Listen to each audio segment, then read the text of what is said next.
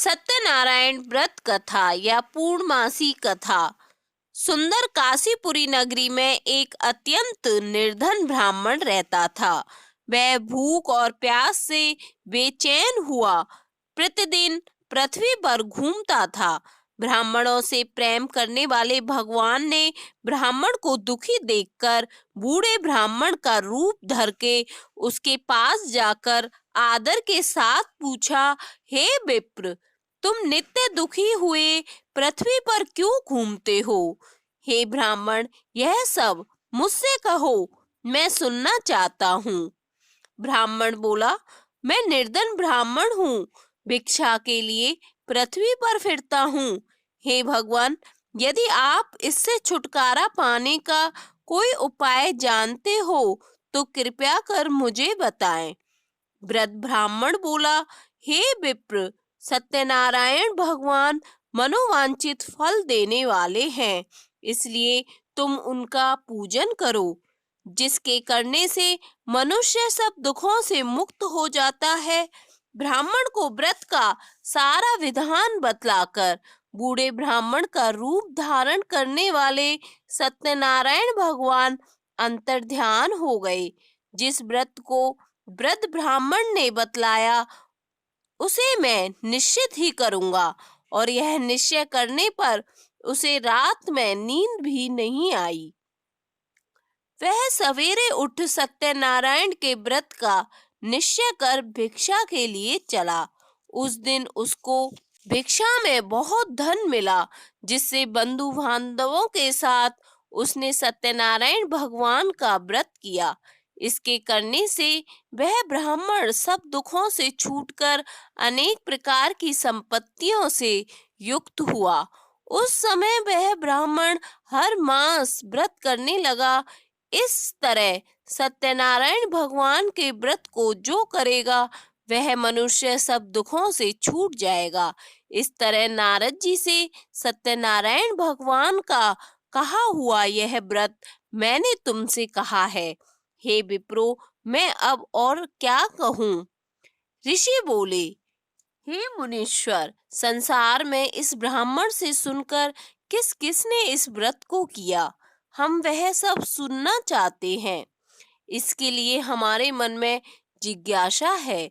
सूत जी बोले, हे मुनियो, जिसने इस व्रत को किया है वह सब सुनो। एक समय वह ब्राह्मण धन और ऐश्वर्य के अनुसार बंधु बांधवों के साथ व्रत करने को तैयार हुआ।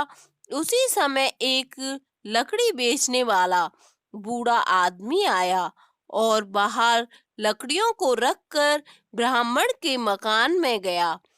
प्यास से दुखी लकड़हारा उनको व्रत करते देखकर ब्राह्मण को नमस्कार कर कहने लगा, आप यह क्या कर रहे हैं और इसके करने से क्या फल मिलता है? कृपया करके मुझको बताइए। ब्राह्मण ने कहा, सब मनोकामनाओं को पूरा करने वाला यह सत्यनारायण भगवान का व्रत है। इसकी ही कृपा से मेरे यहाँ धन धान्य आदि की वृद्धि हुई है। ब्राह्मण से इस व्रत के बारे में जानकर लकड़हारा बहुत प्रसन्न हुआ। चरणामृत ले और प्रसाद खाने के बाद अपने घर को गया।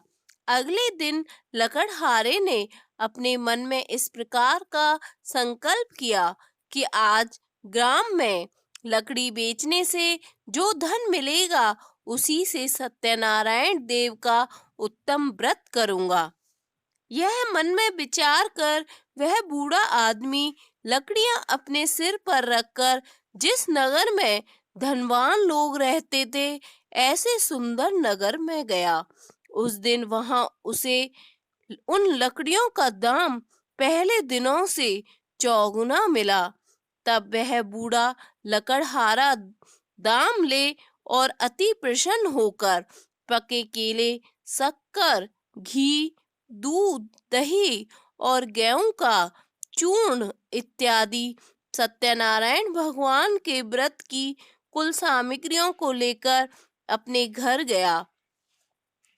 फिर उसने अपने भाइयों को बुलाकर विधि के साथ भगवान का पूजन और व्रत किया। उस व्रत के प्रभाव से वह बूढ़ा लकड़हारा धन पुत्र आदि से युक्त हुआ और संसार के समस्त सुख भोग कर वैकुंठ को चला गया। 30 दिसंबर का दिन धर्म कर्म की दृष्टि से विशेष है। पंचांग के अनुसार साल की आखिरी पूर्णिमा है। इस दिन को मार्गशीर्ष पूर्णिमा के नाम से जाना जाता है। मार्गशीर्ष मास को भगवान श्री कृष्ण का सबसे प्रिय मास माना गया है।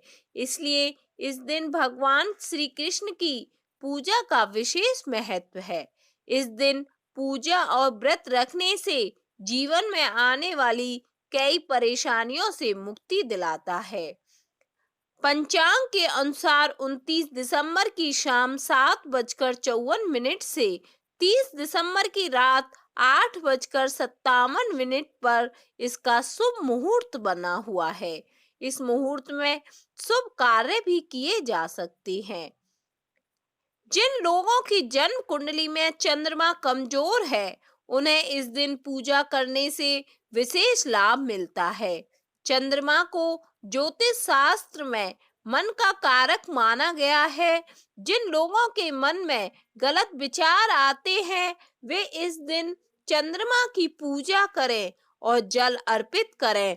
इस चंद्रमा को दोष दूर होता है। इस दिन चंद्रमा का दोष दूर होता है। इस दिन सत्यनारायण की कथा सुनने से लाभ मिलता है।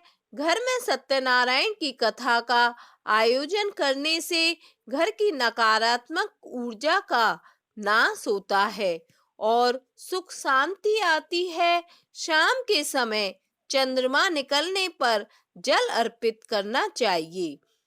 इस दिन व्रत रखने का भी विधान है। मार्गशीर्ष पूर्णिमा पर पवित्र नदी में स्नान करने को अति उत्तम माना गया है।